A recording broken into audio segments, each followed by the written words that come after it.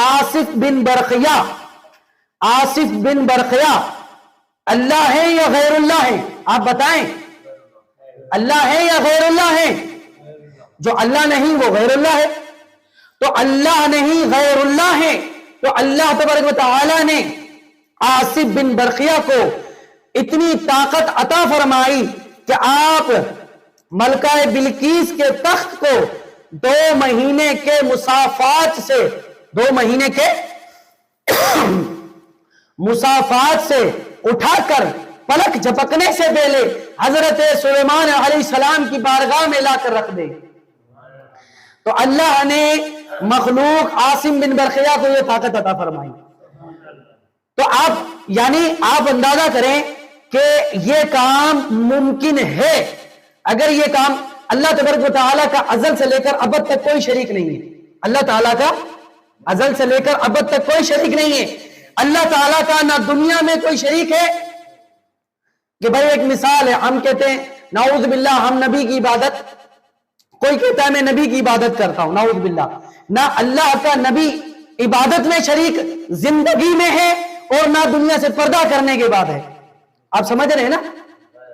اللہ کا کسی بھی صورت میں، چاہے وہ زمین کے اوپر ہو، چاہے وہ دنیا سے پردہ کر گیا ہو، چاہے وہ کہیں بھی چلا گیا ہو، تو اللہ کی عبادت میں وہ شریک بن ہی نہیں سکتا۔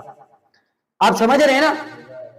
تو جو کام زمین پر ہو سکتا ہے، جو کام زمین کے اوپر ممکن ہو اور شرک نہ بنے، تو دنیا سے جانے کے بعد کیا اللہ کا نظام وہاں ختم ہے؟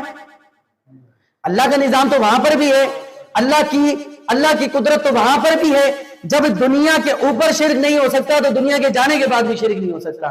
جب عاصم بن برقیہ کو اللہ یہ طاقت عطا فرما سکتا ہے کہ وہ پلک جھپکنے سے پہلے یہ کام ناممکن کام ممکن کر دکھائے اللہ کی طاقت سے، اگر یہی کام دنیا میں ہو، اگر دنیا میں شرک نہیں ہے تو دنیا سے جانے کے بعد بھی شرک نہیں ہوگا۔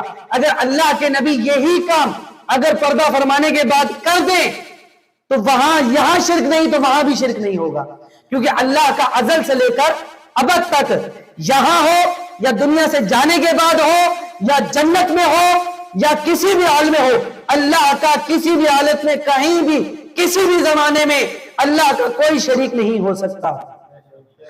یقیناً آپ میری جو مثال میں نے آپ کو دی آپ سمجھ گئے ہوں گے کہ بھائی اللہ مثال کے طور پر، اور اس کے علاوہ بھائی کہا جاتا ہے کہ مردے تو اللہ زندہ کرتا ہے، بے شک اللہ زندہ کرتا ہے، بے شک اللہ زندہ کرتا ہے۔ اللہ نے مخلوق کو، غیر اللہ کو، عیسیٰ علیہ السلام کو یہ طاقت عطا فرمائی کہ عیسیٰ علیہ السلام قرآن میں فرماتے ہیں، قرآن سے بڑی کوئی دلیل ہے کیا؟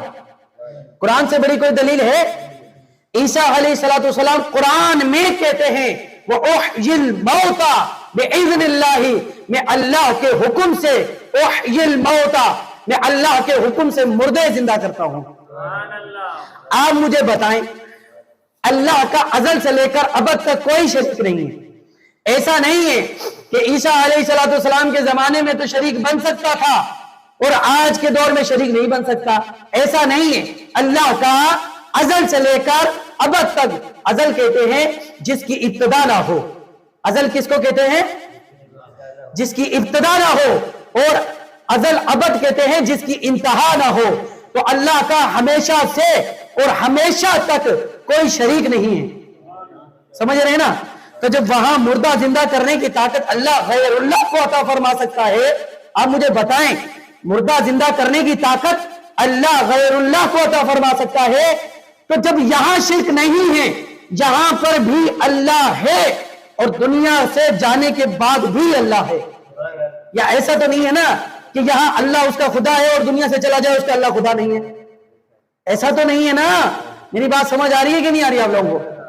اللہ ہر صورت میں اللہ ہے، اللہ کا شریک ہر صورت میں نہیں ہوگا، چاہے دنیا میں ہو چاہے دنیا سے جانے کے بعد ہو۔ جب دنیا میں جو کام ممکن ہو جائے تو وہ کام شرک نہیں ہوتا، اور وہی کام اگر دنیا سے جانے کے بعد ہو تو شرک کیسے ہوگا؟ ایسا تو نہیں ہے نا کہ یہاں تو شرک بنے وہاں شرک نہ بنے، یا یہاں شرک نہ بنے وہاں بن جائے، یا پہلے شرک بن جائے بعد میں نہ بنے. ایسا تو نہیں ہے نا. اللہ نے غیر اللہ کو اتنی طاقت عطا فرمائی. عیسیٰ علیہ السلام فرماتے ہیں کہ وَأَخْلُقُ مِنَ الطِّينِ، اور میں تمہارے لیے پیدا کرتا ہوں. کیسے پیدا کرتا ہوں؟ اللہ نے غیر اللہ کو کتنی طاقت عطا فرمائی. طاقت عطا فرمانے والی ذات کون سی ہے؟ اللہ. اچھا، ابھی بھی انسان کی عقل وسوسے میں پڑے تو وہ اس کی بدنصیبی ہے. اگر طبیعت ماننے والی ہو، طبیعت ماننے والی ہو تو قرآن کی تلاوت سن کر سیدنا فاروق اعظم اسلام قبول کر لیتے ہیں. اگر طبیعت ماننے والی نہ ہو تو ابو جہل کے سامنے چاند کے 2 ٹکڑے بھی ہو جائیں تو وہ انکار کر بیٹھے، اور کنکریاں ہاتھوں میں کلمہ پڑھنے لگے پھر وہ بھی انکار کرنے لگے. اگر طبیعت نہ ماننے والی ہو تو آسمان کو زمین بنا دو، زمین کو آسمان بنا دو، تو وہ ہرگز قبول نہیں کرنے والی. تو طبیعت کیسی ہونی چاہیے؟